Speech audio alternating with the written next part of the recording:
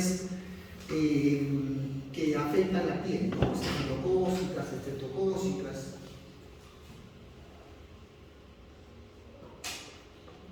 Hay fantasmas, ¿no?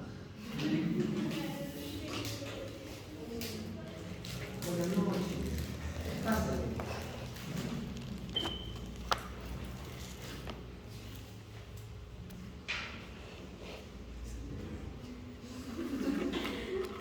Andrea, ¿no?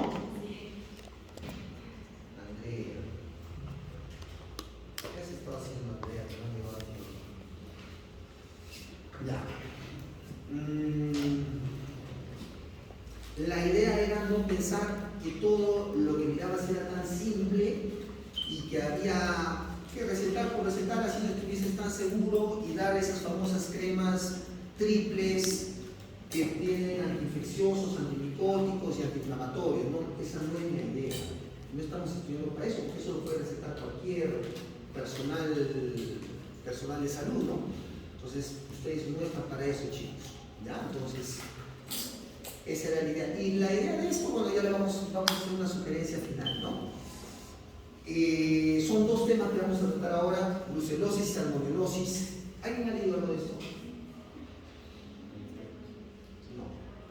¿Sí?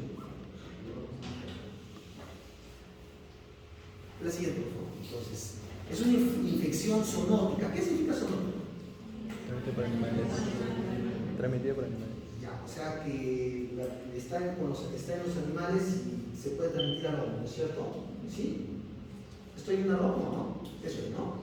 En resumen, transmitida a los humanos por animales infectados, ingestión de alimentos o productos derivados contaminados, lácteos no pasteurizados, o contacto con tejidos o líquidos.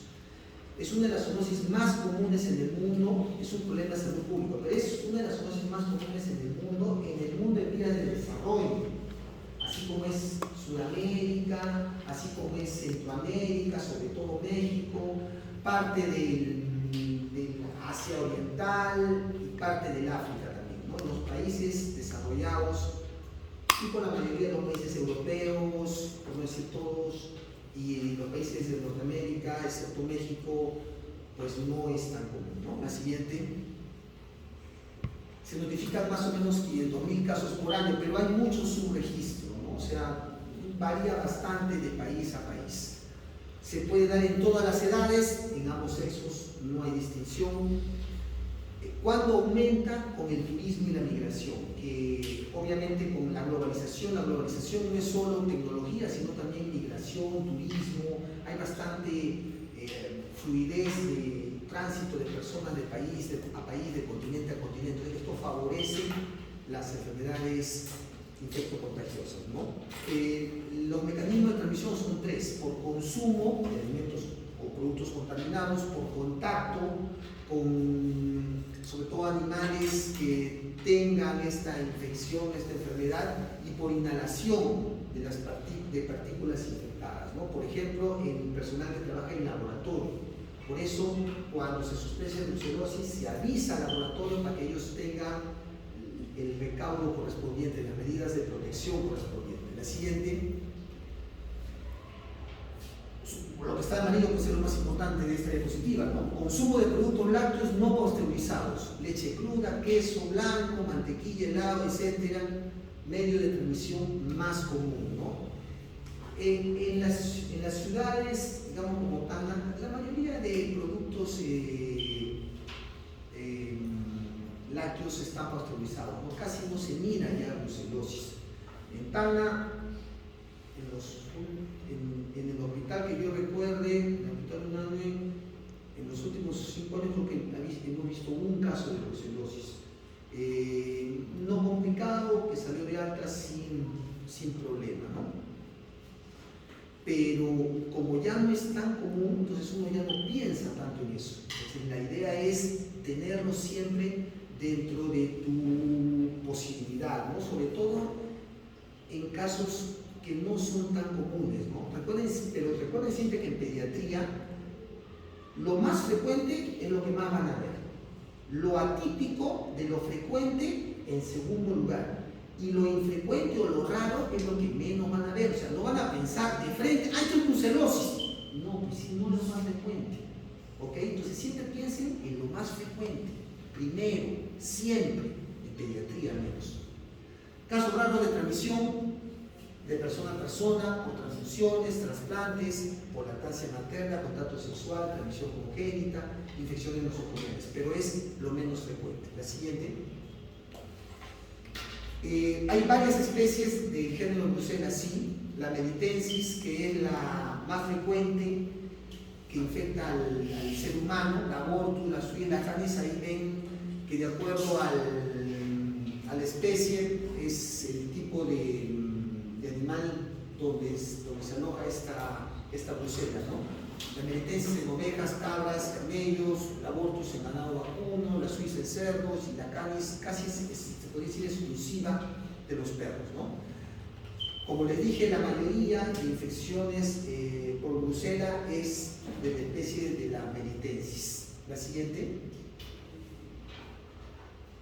¿Cómo identificamos en el laboratorio? Primero lo tenemos que pensar, ¿no? Clínicamente, epidemiológicamente y clínicamente, ¿no? Una persona que viene de una zona rural donde se cría bastante ganado, que no tienen las medidas, los cuidados del caso para la ingestión de alimentos, puedes pensar. Y cuando lo piensas y tú quieres identificar a la brucela en el laboratorio, pues tienes que avisar para que el personal del laboratorio tenga las precauciones adecuadas y emplee las técnicas de cultivo especiales, porque no es fácil. ¿Puedo cerrar, por favor? Pedro, ¿no?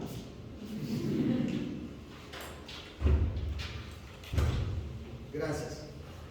Entonces, necesita cultivos especiales. No es tan fácil cultivo, ¿ya? ¿Qué características tiene esta brucela? Pues son pequeños bastones, aunque tiene cierto parecido con los cocos también, por eso en alguna literatura lo llaman cocobacilos. Son aeróbicos intracelulares, facultativos inmóviles, son gram negativos. Necesita medios de cultivos especiales, como ya les dije, no es fácil su cultivo también porque son intracelulares. Se utiliza el hemocultivo bifásico, es decir, sólido y líquido, una técnica de Ruiz Castañeda que se llama, ¿no? Se puede llegar a cultivar hasta en 6 semanas, puede necesitar el medio de cultivo para que se empiece a reproducir y podamos identificar a la brucela.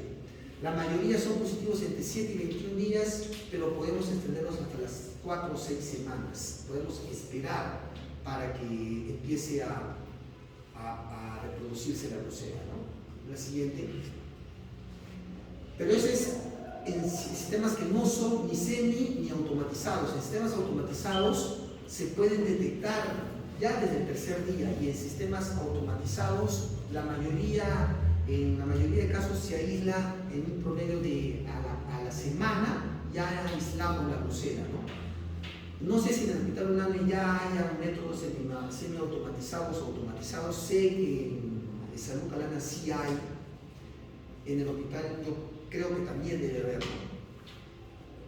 La brucela es bien sensible, eso sí, al calor, a la radiación ionizante, a desinfectantes, los más utilizados, y a la pasteurización. Por eso es importante que cuando consumamos productos lácteos, los consumamos pasteurizados o los sometamos a adopción, ¿no?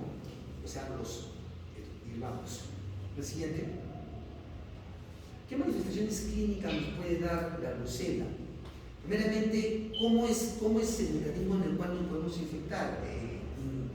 La consumimos en los alimentos contaminados, entra a los linfocitos tisulares locales, recordemos que es intracelular, llega a la circulación por los ganglios linfáticos regionales y de ahí se va a diseminar por todo el cuerpo, sobre todo en el sistema retículo endotelial. Periodo de incubación 2 a 4 semanas, puede ser hasta 6 semanas, como les dije. Es un inicio insidioso de las manifestaciones clínicas. La fiebre es una característica de esta patología, ¿ya? Y es un patrón variable, es decir, una semana puede haber fiebre, a la otra semana no, luego vuelve, regresa, luego no. Por eso es de tan difícil diagnóstico. Es más, junto con la salmonelosis y la tuberculosis son las grandes enmascaradoras, ¿no? Esta bacteria, la brucela, la salmonela y el bacilo de Koch, la tuberculosis, son patologías que al menos en nuestro medio siempre la tienes que pensar. Y son causantes también de patologías de fiebre de origen desconocido, ¿no? Entonces, cuando se complica un paciente, tiene fiebre más de una semana, hemos hecho todos los estudios del caso y sigue la fiebre, pensemos en tuberculosis, salmonelosis y brucelosis. A pesar de que brucelosis no es tan frecuente ahora, pero pensemos en ellas. La siguiente. Detallando un poquito más las manifestaciones clínicas, ¿no? Fiebre, un síntoma cardinal principal en brucelosis, pero patrón variable, no se olvide. Aparece, desaparece, aparece, desaparece. Malestar general, sudores nocturnos, artralgias, hepatoesplenomegalia. En el laboratorio, alteraciones de la alanina aminotransferasa elevada, es decir, las enzimas de función hepática. Puede haber anemia, leucopenia o leucocitosis, linfocitosis relativa, disminución de las plaquetas. En sí puede haber alteración de las 3 series que nosotros tamizamos o miramos en un hemograma. ¿Cuáles son las 3 series que miramos principalmente en un hemograma? Los blancos, los rojos y plaquetas, ¿no es cierto? Pues cuando decimos pancitopenia se refiere generalmente a estas 3 que están alteradas, tanto para arriba como para abajo. La siguiente. Complicaciones. Menos mal que las complicaciones no son tan frecuentes en niños, son más frecuentes en adultos. Pueden ocurrir en cualquier órgano. La más frecuente es en el sistema osteoarticular, ¿ok? Aproximadamente el 70% cuando se presentan estas complicaciones. Hablamos de artritis periféricas, sacroileitis, espondilitis, sobre todo a nivel lumbar. También puede haber engenitis urinario, neurológica, cardiovascular, pulmonar, a nivel en los órganos intraabdominales, oculares o en la piel, ¿no? Pero no son tan frecuentes. Ustedes ¿qué tienen que recordar? Que las complicaciones son más frecuentes en adultos y el sistema osteoarticular es donde más se suele afectar. ¿Ok? La siguiente. ¿Cómo llegamos al diagnóstico? Como en la mayoría de las patologías, enfoque clínico, ¿no? Y para nosotros tener un enfoque clínico, ¿qué necesitamos? Una exhaustiva historia clínica, ¿no es cierto?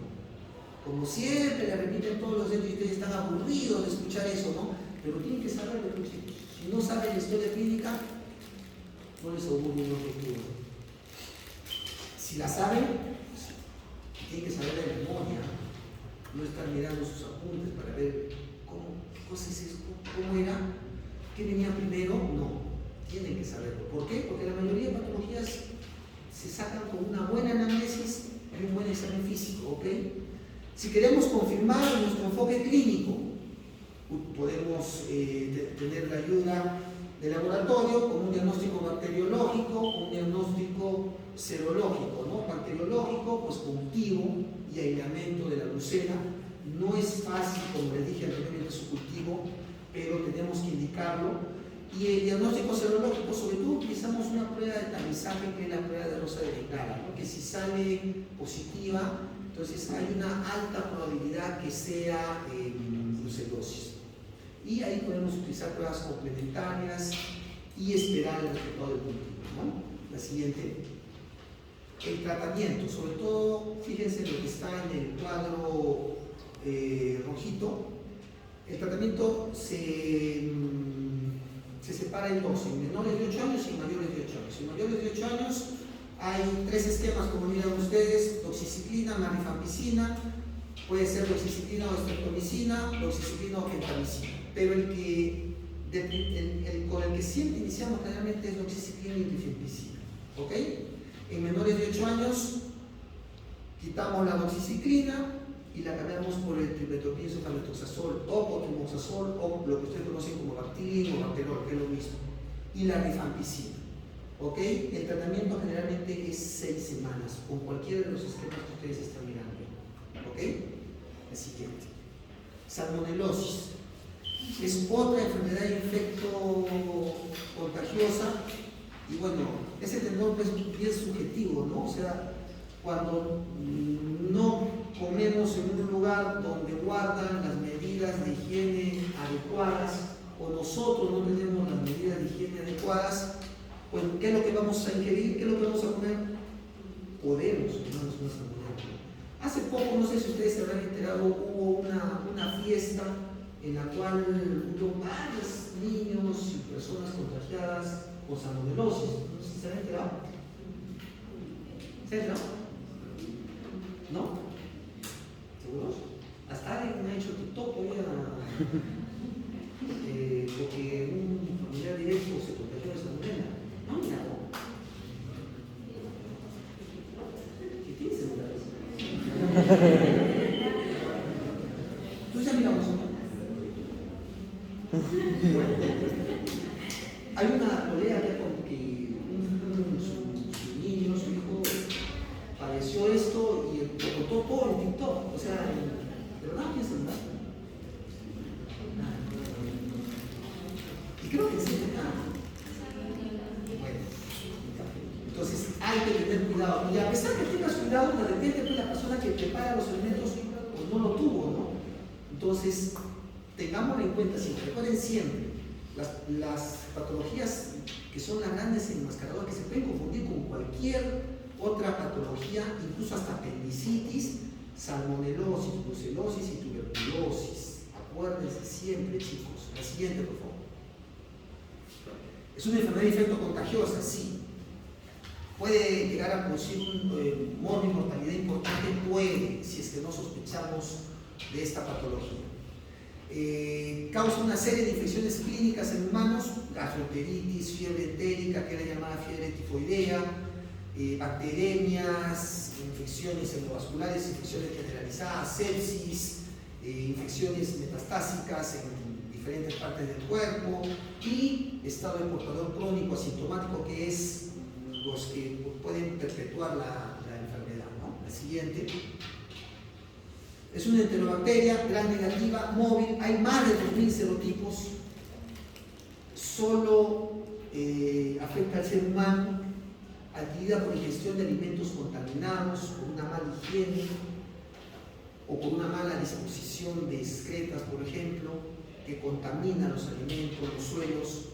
Formas clínicas, enfermedad entérica por la salmonela enteritídica, la febril sistémica por la salmonela tífica y la fiebre tifoidea, de afecciones intestinales, ¿no? Por la salmonela paratífica. La salmonela es un género de las enterobacterias, ¿no? Dentro de la salmonela existen dos grandes especies, que es la Bornoli y la entérica. Dentro de ellas, más del 90% de las enfermedades en el ser humano la producen la especie de la entérica. La entérica tiene 6 subespecies. Dentro de todas esas 6 subespecies, la que ustedes tienen que recordar es la subespecie entérica también, que es donde está la salmonella tifi, la paratifi. ¿Ok? Entonces, a grandes rasgos, la clasificación de la salmonella, ¿no? Muy fácil multiplicación. Produce antígenos, sí, 3 sobre todos: el somático, el flagelar y el bi. Dentro de ellos, el que nos dice que hay una enfermedad activa actual en el momento es el antígeno somático, que es el otro. El flagelar nos dice que hubo una infección. Y el antígeno bi no tiene tanta repercusión en lo que es el diagnóstico serológico, ¿no? Pero también se toma en cuenta porque es un antígeno de la cápsula de esta enterobacteria. La siguiente. Se transmite predominantemente el consumo de agua y alimentos contaminados. Entonces, en la anterior, como en esta, alimentos contaminados, una mala higiene en la preparación de alimentos, no tenemos el cuidado o vamos a poner un lugar que no es tan confiable, ahí es donde no podemos comer. La siguiente. La transmisión de especies no tifoideas es cómo se da: consumo de alimentos de origen animal, pollo, huevo contaminados, agua contaminada, contacto con animales y portadores. No solo, a veces relacionamos salmonelosis a mayonesa contaminada, el huevo no estuvo bien lavado, no solo es con la contaminación, con ingesta por huevos mal lavados o contaminados, no, sino también carne y otros alimentos que puedan estar contaminados, ¿ok? La siguiente. Bueno, ahí están los huevos, que están contaminados, carne, verduras, etcétera, ¿no? No solo es salmonela, huevo, no. Es más amplio que solo eso. La siguiente. Tenemos que tener en cuenta los factores de riesgo, porque eso nos va a llevar a pensar que este paciente puede tener una salmonelosis, ¿no? Menores de 5 años, sobre todo menores de 1 año. Pacientes con enfermedades que van a comprometer el sistema inmunológico, ¿no? Como el VIH, enfermedades hematológicas en general. Desnutrición, como yo siempre les digo, en pediatría, sobre todo en consulta externa, y ya en casos complicados, hospitalizados, por ejemplo, siempre tienen ustedes que ver peso para la edad, talla para la edad, perímetro cefálico para la edad en menores de 5 años y el IMC, que puede ser a cualquier edad, ¿no? En menores de 5 años o mayores de 5 años, no se olviden, porque si no, ¿cómo van a ver que ese niño está desnutrido? Ah, doctor, porque me parece que está desnutrido, y si no está, y si es delgado nada más. ¿Ok? Tablas. No es porque a mí se me ocurre o porque en la clase teórica lo dijimos, no. Me parece que este niño está desnutrido, doctor. ¿Por qué? Porque según la tabla de la OMS o de la CDC, está desnutrido. Ah, perfecto. ¿Quién te va a refutar eso? Nadie. ¿Ok? Pero si me dices, no, es que en la clase teórica, dime, susténtame correctamente. Coinfecciones, malaria, bartonelosis, cualquier tipo de neoplasias o enfermedades hematológicas, como le dije, ¿no? Terapias inmunosupresoras como el uso de corticoides, por ejemplo, causas iatrogénicas asociadas, más uso de corticoides, por ejemplo, en enfermedades respiratorias, enfermedades dermatológicas, por eso hay que tener cuidado cuando utilices corticoides, no es utilizar por utilizar, ¿ok? Procedimientos quirúrgicos, obviamente, cualquier procedimiento quirúrgico te va a inmunodeprimir, entonces ténganlo en cuenta.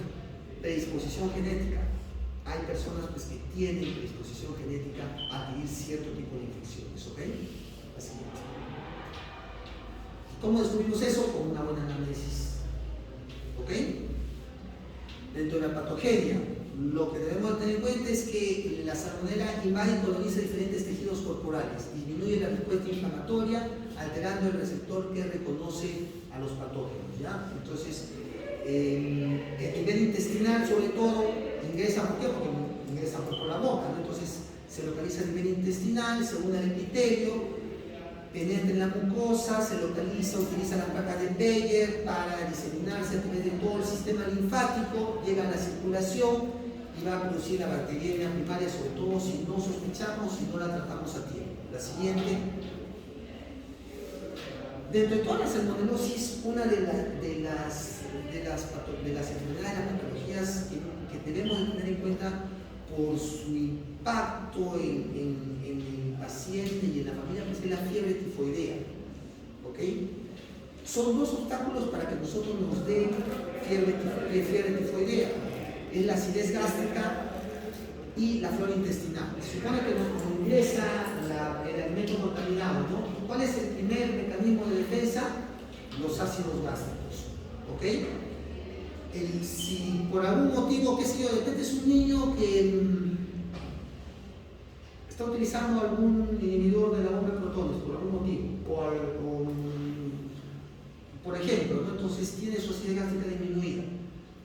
El otro obstáculo que tiene la salmonela para ingresar a la célula y causar su daño es la flora intestinal. Porque nosotros sabemos que la flora intestinal pues, tiene microorganismos que viven ahí, que conviven con nosotros y que nos evitan que nosotros tengamos infecciones, muchas infecciones, ¿no? Entonces, ¿cuándo se altera la flora intestinal? Por ejemplo, cuando nosotros hacemos un mal uso de un antibiótico. Ejemplo, viene un niño a consulta de 2 años con moquitos, estornudos, dolor de garganta, fiebre, tiempo de enfermedad 2 días. ¿Qué es lo que van a hacer ustedes? ¿Qué le van a dar al tratamiento? ¿De qué estamos hablando? ¿Qué le van a dar al tratamiento? ¿Qué? Sintomático, ¿no es cierto? Como paracetamol, bofenamina, qué sé yo. No le van a dar antibiótico, ¿no es cierto? Porque estamos hablando de un menor de 3 años que tiene toda la sintomatología de una infección respiratoria alta. Lo más probable es que sea viral. Pero muchas veces, ¿qué es lo que observamos? Que le dan antibiótico, le dan amoxicilina, le dan acitromicina, ya no se quedan contentos con eso y le dan amoxicilina con ácido betaculánico, cefalosporina de primera generación. Entonces, ¿por qué? Es lo que yo no entiendo. ¿Por qué? Démosle plazo a que el sistema de defensa se defienda, ayudémoslo cuando se sienta mal con sintomáticos, visitémoslo un control en 3 días explicándole bien los signos de alarma. ¿Okay? Tú le das antibiótico y le barren la flora bacteriana normal. Entonces, ese niño, ¿a qué va a estar propenso? Para adquirir cualquier otra bacteria oportunista, como la salmonela, como la brucela, como la tuberculosis, por ejemplo. ¿Okay? Factor que favorece la infección, un gran inóculo infectivo. ¿No? O sea, por eso es que los países en vías de desarrollo, como nosotros, aunque hay algunos que no lo quieren reconocer, pero sí, somos un país en vías de desarrollo, tenemos más enfermedades infectocontagiosas, ¿no? Como la salmonelosis, ¿no? Porque no hay mucha pobreza, hay muchos lugares donde los alimentos no se preparan de una forma adecuada, donde no se consumen de una forma adecuada, entonces favorece todo este tipo de infecciones que en países desarrollados no se miran frecuentemente. La siguiente. 3 mecanismos básicos patogénicos: la capacidad de invasión del epitelio intestinal, la capacidad de supervivencia intracelular, cuando la salmonela penetra y se logra localizar y empezar a producir los macrófagos y las endotoxinas que produce esta bacteria, esta enterobacteria, y que va a originar más inflamación, más lesión y más daño. La siguiente.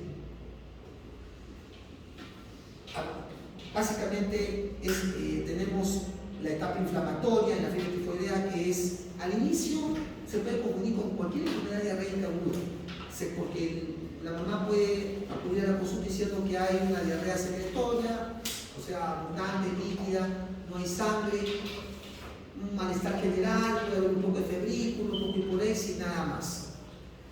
Esa es la etapa inflamatoria, la etapa inicial, donde no tan fácilmente vamos a pensar que es una salmonelosis. Es más, de inicio no vamos a pensar que es una salmonelosis, ¿no? Pero por eso, si nos queda algún tipo de duda, o siempre yo les sugiero, citen a sus pacientes a control, a las 72 horas, a las 48 horas, si es que no están muy seguros de lo que está pasando a las 24 horas, a las 8 horas, no tienen nada de malo, al contrario.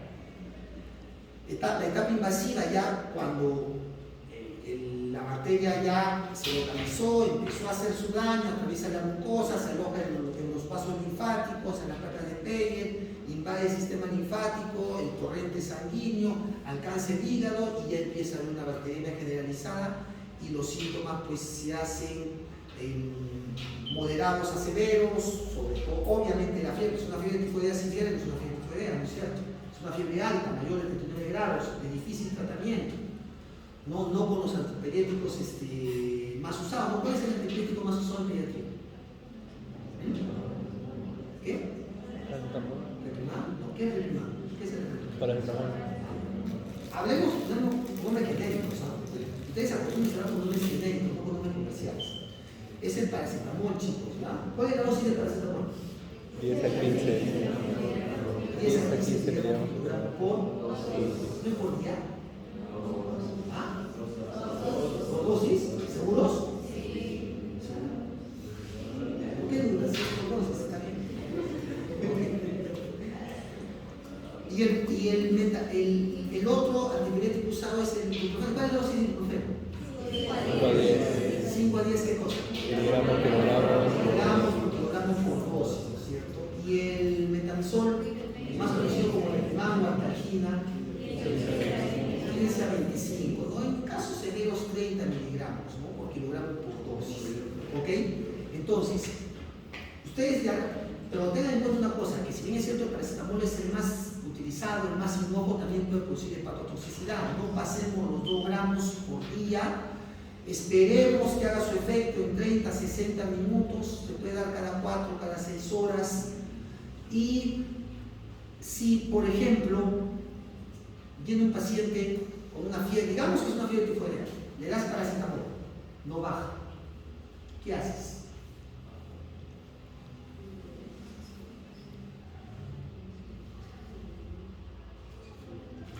¿Qué haces? Lo mando con un médico. Papel completo, vaya usted con un médico, señor.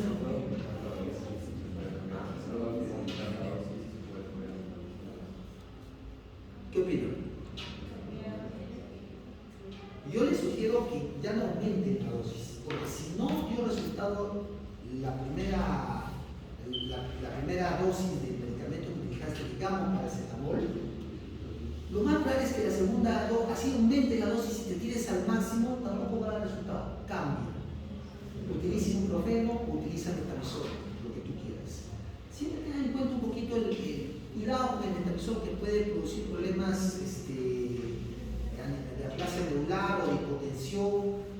Incluso en Estados Unidos, por ejemplo, la FDA no aprueba el uso de metamizol, pero acá en el Perú, como nosotros somos bien resistentes, entonces utilizamos metamizol, ¿no? Gracias a Dios no va mal. O alguien conoce que le ha ido mal con metamizol. No, entonces menos mal. Entonces, cambiemos de antipirético, ya no subamos la dosis del que ya utilizamos, no cambiemos de antipirético. Y el tratamiento de la fiebre tifoidea, de la fiebre por tifoidea, no es fácil. Y es un dolor de... ¿Algunos tienen tifoidea? ¿Fiebre tifoidea? ¿Nadie? ¿Y cómo yo los he visto comer acá en lugares poco confiables? Son resistentes, tienen una buena flora bacteriana. La bajona. Entonces, tengan en cuenta todas estas etapas si es que no sospechamos a tiempo y damos un tratamiento antibiótico a tiempo. Prosigue. El periodo inicial, obviamente si lo tenemos por la boca, se va a localizar en el intestino delgado, hay una inflamación exudativa y eventualmente puede haber una hemorragia, ¿no? Etapas en las cuales se desarrolla primero una tumefacción celular, una inflamación a nivel celular en la primera semana, luego puede haber necrosis con periodo de perforación en la segunda semana, incluso se puede confundir con apendicitis, con una peritonitis. Una vez tuvimos un caso de un niño de 12 años en el hospital unánime, en la cual tenía dolor abdominal, fiebre, malestar general, leucocitosis. Parecía un problema quirúrgico, una apendicitis complicada con peritonitis, se le hizo una laparotomía exploratoria, el niño no mejoraba, se le metió a UCI, y ¿qué resultó después? Se le pidió aglutinaciones y salieron unas aglutinaciones o unas ilusiones muy elevadas, más de 1/320, lo que era 1/...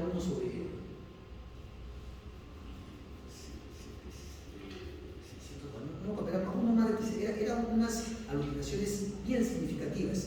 Se llegó al diagnóstico de salmonelosis, era una salmonelosis, pero al inicio no supimos qué cosa era, incluso hasta se hizo una laparotomía exploratoria ese niño, y estaba bien, no es que estaba mal, no que fue algo iatrogénico, no, porque no se sabía. Entonces, para que se den cuenta lo complicado que puede ser diagnosticar este tipo de patología. Y era un niño grande, bueno, era ya un puber, según recuerdo, era 12 años, creo. ¿Ok? Entonces, ténganlo en cuenta. La siguiente, por favor. Manifestaciones clínicas. La primera semana, estamos hablando en caso de que dejemos que la enfermedad siga su curso natural, o sea, que no hayamos sospechado, que no damos antibiótico. Es un comienzo insidioso, una curva febril de intensidad variable, al inicio hay diarrea, vómitos, dolor abdominal, anorexia, escalofríos. ¿Qué es característico de la fiebre tifoidea? De la salmonelosis en general, la lengua satural y el mal olor, la litosis, ¿ok? La siguiente. En la segunda semana ya, recuerden que en la segunda semana ya se establece una bacteria, ya hay una diseminación sistémica de la bacteria. La fiebre es elevada, sin respuesta a antipiréticos clásicos, es una fiebre de difícil tratamiento.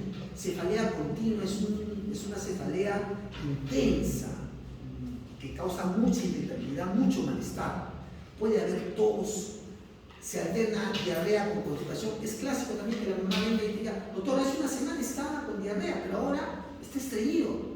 No es que esté estreñido, lo que pasa es que ya hay ciertos signos de irritación peritoneal, entonces hace que los ríos aéreos, que la motilidad intestinal obviamente disminuya, ¿no?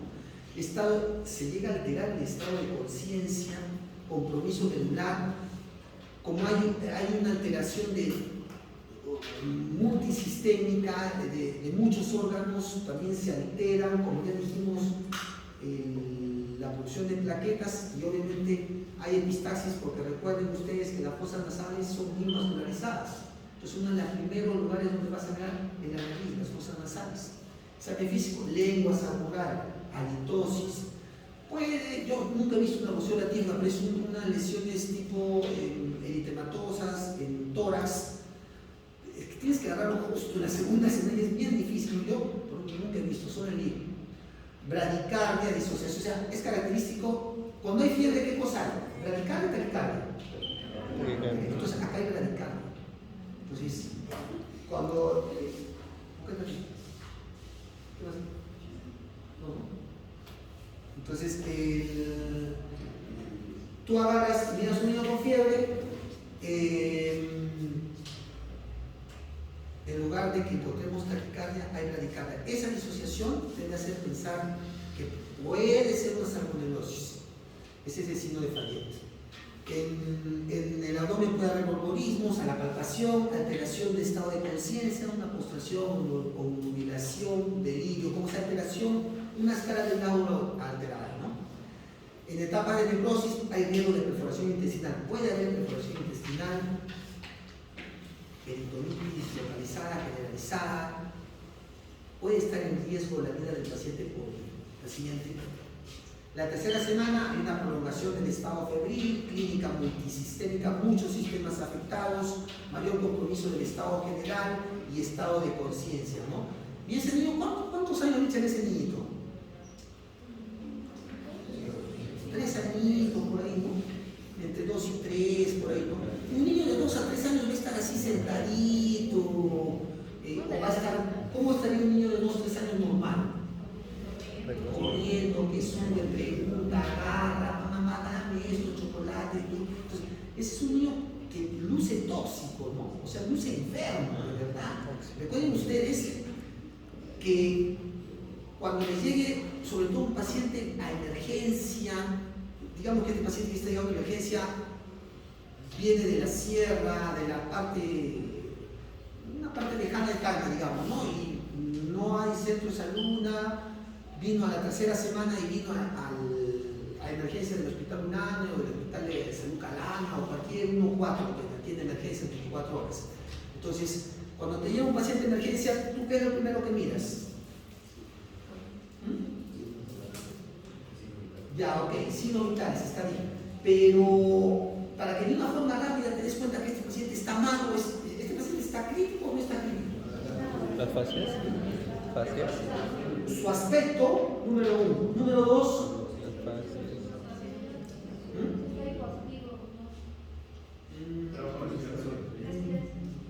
Claro, tiene que ver un poco con el aspecto, ¿no? Pero digamos que para hacer la cosa más rápida, el aspecto, ya, lo miras, luce mal, ¿no es cierto?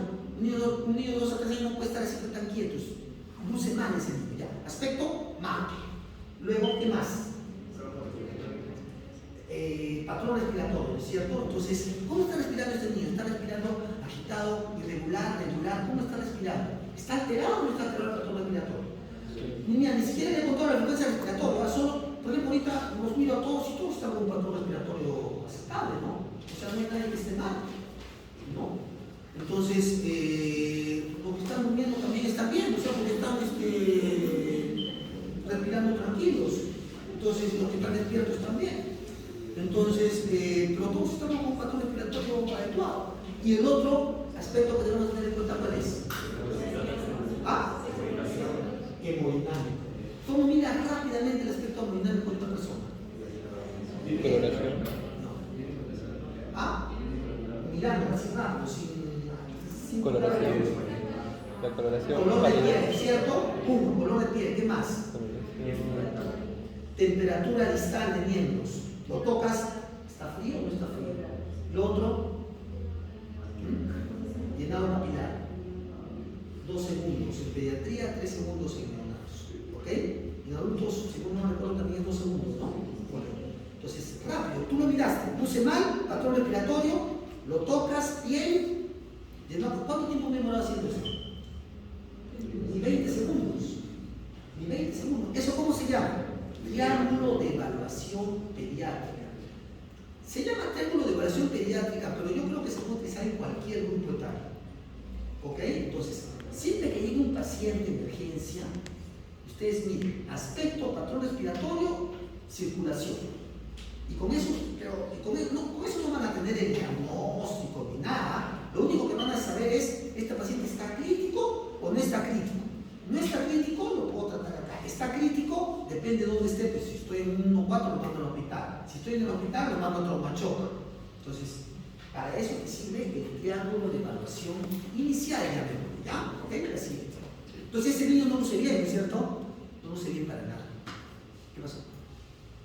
Ya. ¿Ese sí ya?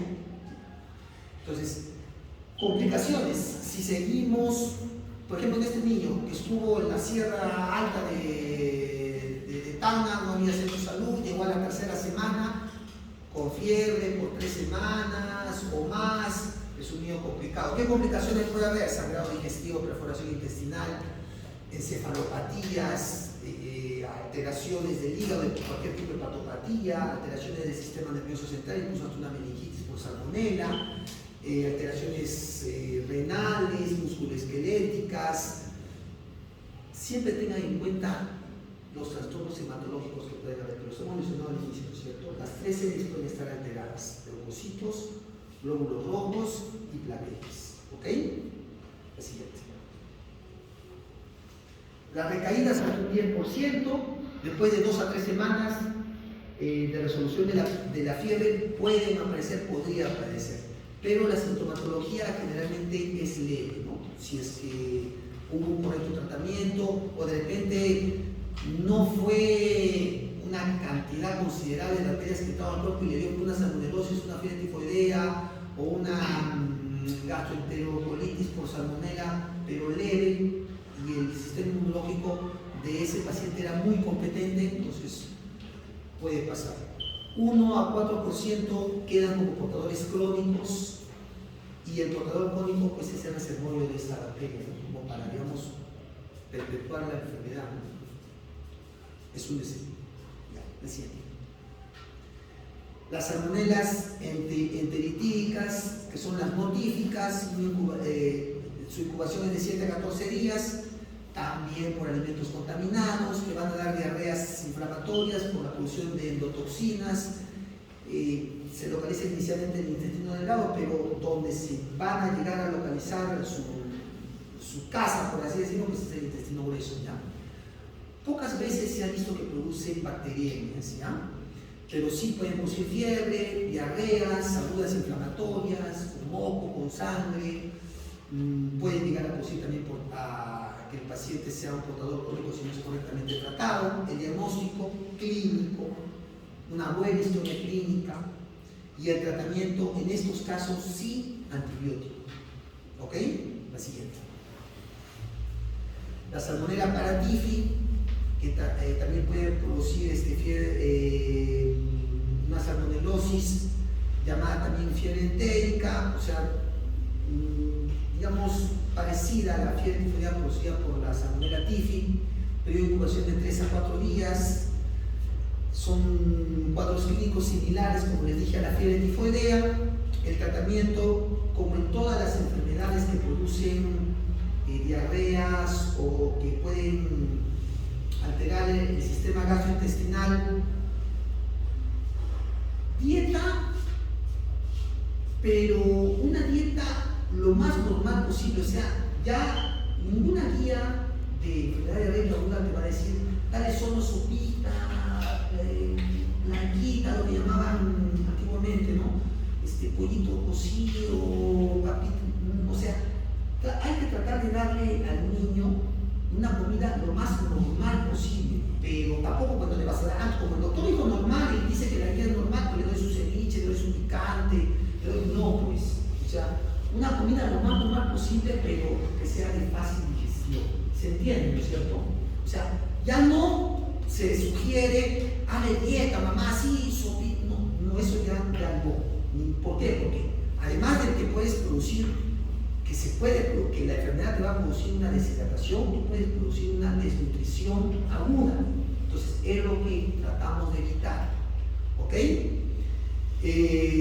Reposo, pues, si el niño está débil por la deshidratación, por la fiebre, una correcta hidratación y el uso de antibióticos. De acuerdo a la gravedad, puedes ir citromicina, amoxicilina con ácido clavulánico, hasta cefalopamida de tercera generación por vía parenteral, si es un niño que necesita hospitalización. La siguiente. El diagnóstico, obviamente clínico, como ya les dije, si sospechan de eso, tratemos de confirmar la presencia de cualquiera de estas de esta enterobacteria, de la salmonela. Solicitemos cultivos, coprocultivos sobre todo. Si el problema es gastrointestinal, ¿cuál es el cultivo más importante que necesitamos? Coprocultivo, ¿no es cierto? O sea, tampoco no pidamos por pedir, ¿no? Cuando no es un caso complicado. Cuando ya es un caso complicado, estamos hablando de una sepsis, de una bacteriemia, ya un caso complicado. Obviamente, todos hemocultivos, coprocultivo, asturocultivo, melocultivo, pancultivos. Pero si no es un caso complicado, lo que yo necesito es un coprocultivo inicialmente. ¿Ok? Pero obviamente, de acuerdo al caso, puedes también pedir hemocultivos, otro tipo de cultivos, ¿no? Anticuerpos contra antígenos O y H. Recuerden que el antígeno O es el que nos dice enfermedad actual y el H nos dice que hubo en algún momento enfermedad. La prueba de Vidal, que son las aglutinaciones que podemos solicitar, aglutinaciones para Salmonella typhi, para TIFI, pero la sensibilidad y especificidad de la prueba de Vidal o de las aglutinaciones no es tan buena, ¿no? A no ser que te salga mayor de 1 sobre 320, ahí sí, mayor de 1 sobre 320, 1 sobre 40, 1 sobre 80, 1 sobre 160 no es tan significativo, hay que pensar en otra cosa, tenerlo en cuenta, pero no como una de nuestras primeras opciones. Pruebas moleculares, obviamente si quieres pues una confirmación más exacta, PCR, ¿no? La siguiente. Tratamiento de fiebre tifoidea, aislamiento, o sea, hay que separar de su cuerpo, porque es una enfermedad infectocontagiosa, lo hemos dicho, ¿no es cierto? Al igual que la brucelosis. Reposo, es un paciente que no luce tan bien, el de la fiebre tifoidea. El régimen alimentario con poca fibra, pero recuerden, lo más normal posible. No queremos causar, aparte de la deshidratación, del malestar general, una desnutrición aguda también. No, esa no es la idea para ninguna enfermedad diarreica ni gastrointestinal, ¿ok? Bueno, no sé qué, de acuerdo al caso, no sé que es un paciente que esté hospitalizado, como este caso de este niño que les digo que fue a UCI, ¿no? Así todos ustedes, no, el doctor ha dicho que hay que darle de comer, igual, no, pues. Recuerden que la medicina es también bastante lógica, basada en tu teoría, en lo que tú sabes, en lo que has leído. Pero todo paciente debe tratar de recibir un tratamiento oportuno, pero para eso tenemos que sospechar, ¿ok? Tratamientos antibióticos ambulatorios, puede ir desde el cotrimoxazol, amoxicilina hasta el ciprofloxacino, cloralfenicol incluso, antibióticos en pacientes hospitalizados, obviamente parenteral, no se cloralfenicol de tercera generación como la ceftriaxona, ciprofloxacino que también hay endovenoso, cloralfenicol que también hay endovenoso, ¿no?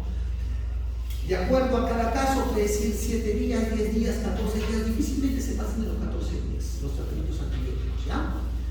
Objetivos, siempre tratar de evitar formas graves. Si tú piensas y tienes una fuerte impresión que puede ser brucelosis, salmonelosis, inicia el tratamiento, no esperes el resultado de los cultivos.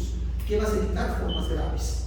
Conseguir una rápida resolución, disminuir al mínimo los controles crónicos con un correcto tratamiento y los porcentajes de recaídas y de complicaciones. La siguiente. Y las infecciones por especies no tifoideas de salmonela, las gastroenteritis agudas no complicadas, medidas de soporte. ¿A qué me refiero con medidas de soporte? Pues sintomáticos, si tiene fiebre para los antipiréticos, si tiene dolor, analgésicos, si es que está deshidratado, una correcta hidratación, si está débil, pues un reposo en casa, Antibióticos no está indicado de rutina. Estamos hablando de especies no tifoideas de salmonelas, ¿ah? O sea, no las que causan fiebre tifoidea, las gastroenterocolitis, las severas, las que hemos hablado anteriormente. En áreas de baja resistencia, o sea, de que la resistencia a antibióticos es baja, o sea, de que no se utiliza mucho antibiótico, o se tiene un uso racional de antibióticos, puedes incluso iniciar con tebuconazol, que es el timetoprim, methotrexate o amoxicilina, casos complicados, quinolonas como el ciprofloxacino, ¿no? O las cefaloporinas de tercera generación como la ceftriaxona, como ya dije. La duración del tratamiento, de acuerdo al caso. No complicados 5 o 7 días, complicados 10, 14, rara vez pasamos los 14 días, como le dije. La siguiente, de donde sacamos la información, la siguiente. Eso es todo, chicos. A ver, ¿qué sugerencias podría darme alguien hacer? ¿Qué